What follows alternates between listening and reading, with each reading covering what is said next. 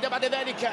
الأسمري جميلة من الأسمري، جميلة للأهلي على الجهة اليمنى خطيرة، وكوبري فيجا مر وفيجا الله الله الله الله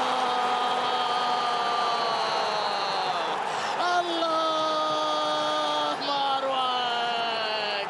بداية جميلة يا لي كوبري فيجا، الهدف الأول في القمة. كوبري فيجا الهدف الأول في هذه المعركة الكبيرة. الأسمري وفرانكيسي وإيفان توني، والنهايات كتبها كوبري فيجا بروعة كبيرة في مرمى ياسين بونو.